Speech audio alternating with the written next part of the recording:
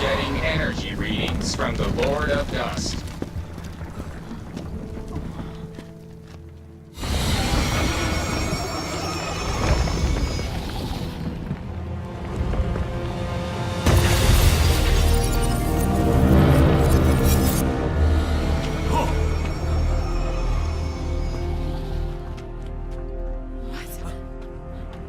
It's doing something!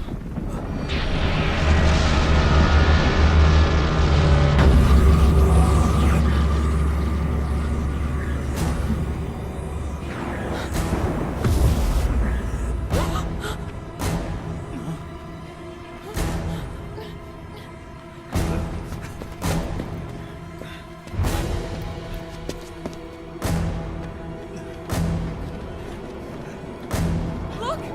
That wormhole!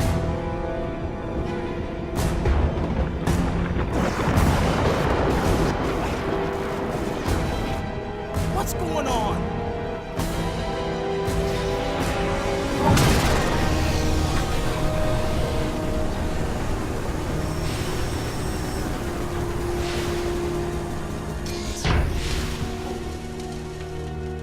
Everyone, listen up.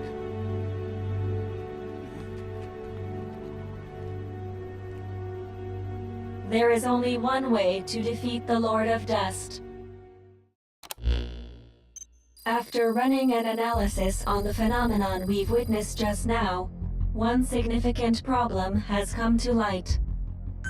The Dread Dust didn't begin their existence as organic life. Therefore, they have no concept of death. They began as nanomachines. As long as they have no concept of their own death, they will not cease to function. This appears to be the reason why it has been impossible to destroy them. I'm just gonna ask you point blank. Is there really a way to beat this thing? Yes, but before I elaborate, please listen to this. We don't have time for this shit. We don't have time for this shit. I can almost hear Reeve when this message starts. I can empathize, because I'm sure you're still in the middle of the battle. But I need you to listen to me. This really will be my final message to you. Consider it my last will and testament. First of all, Reeve, before I continue, I have to apologize to you. We really don't have time for this. Captain, try hitting it with the railgun again. We can't. I let you down. I spent 30 years trying, but in the end, I couldn't get you out of that place. Please, please forgive me. Let me down. No. You're Chris? I remember it like it was yesterday. That day, 30 years ago. When the captain got me to the wormhole above base camp and I made it home. But I couldn't have expected what happened next. Instead of going back to 1980, I ended up in Philadelphia in 1943, in the skies above the USS Eldridge. Wardenclyffe section hadn't been around that long, and this was their first full-blown test of the wormhole teleportation. And so I, descending from the skies, became the greatest achievement of the Philadelphia experiment. For the next several years, I was the section's little plaything. But over time, I rose to the rank of researcher and gained more influence in the section. And what supported my research was the device that you, Reeve, gave to me. I quickly became one of the leading scientists in my field. But most of my work was simply me recreating what I'd seen on the device. It wasn't because I was smarter than anyone else. I discovered absolutely nothing. But I was fine with that. I wasn't after fame or fortune. I wanted to atone for what I had done to all of you, what I had done to the world. Thus, the gates of hell were flung open, though my own personal hell wasn't D-Day, but back here, in reality. For 30 years, I have sacrificed everything to prepare. All these preparations for this one fleeting moment. When you hear this, the Lord of Dust will likely have already opened his door to the past. Captain, it's all up to you and the others. History, The survival of mankind depends on whether or not you can pull this off. I'm counting on you, heroes without names. The future is in your hands. That is Good Luck's final message. Chris. Virgil, tell me something. How do we destroy this thing? There is only one way. I must become one with the Lord of Dust and reveal the concept of death to all dread dust. Once this has happened, fire the railgun at the Lord of Dust and me.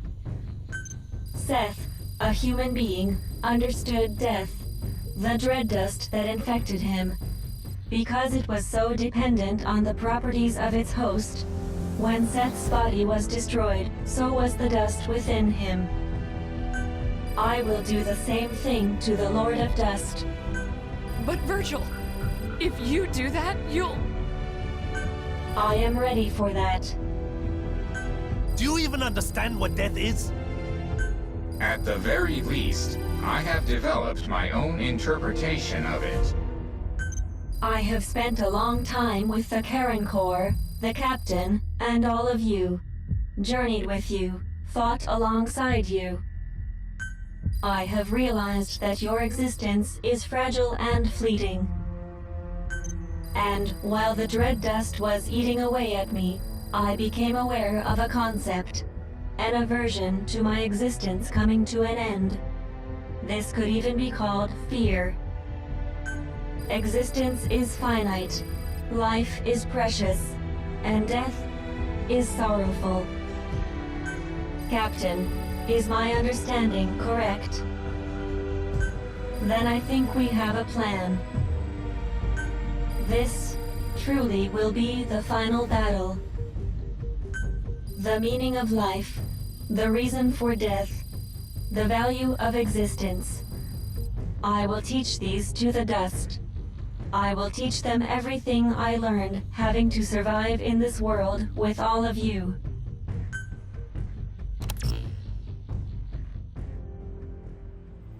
I am ready to do this. We leave the rest of the work to you. There is no more time. Goodbye, everyone.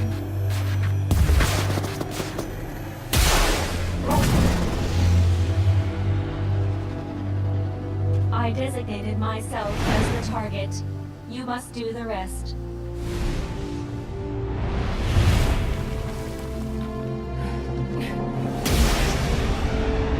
I truly enjoyed the time we spent together.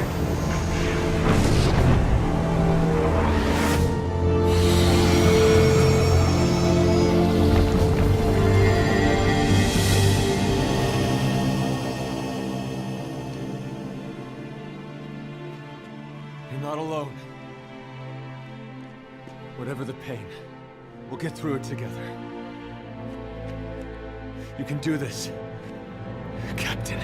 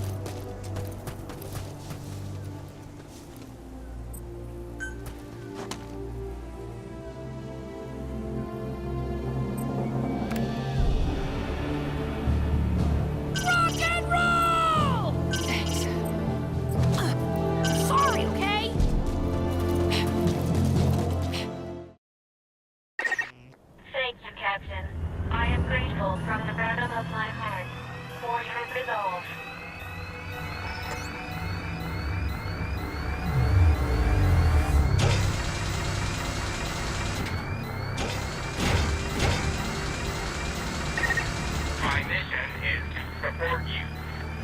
To help you is my desire. Captain, let me help you.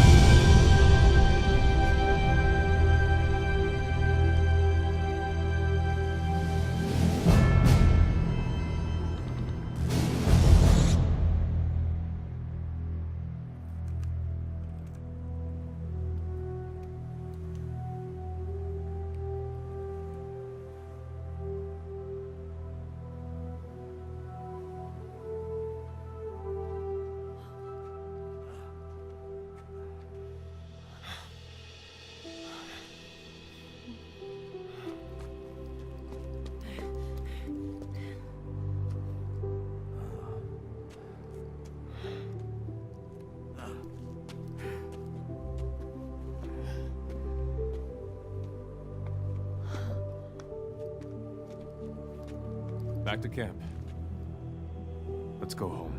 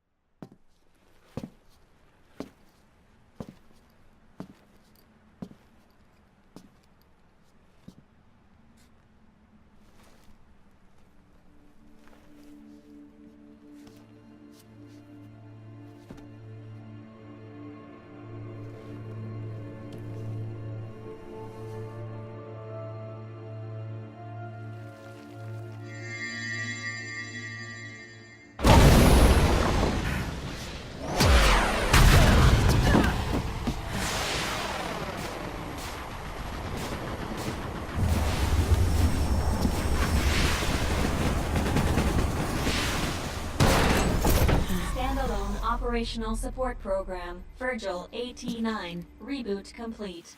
Revealing the concept of death to the Lord of Dust was a success. However, I myself survived the process. Though the destructive power of the railgun was extraordinary, as you can see, it didn't destroy me. It appears my body was built with the same materials used to construct nuclear blast shelters. According to my analysis, it was designed this way in case of nuclear war. This was quite a surprise. Also, the dread dust that had infected us has ceased functioning. As a result, my personalities have merged into one. So I should be able to provide you with firmer guidance from here on. Getting home may turn out to be a long paddle, but as they say, Captain, a journey of 1,000 miles begins with a single step.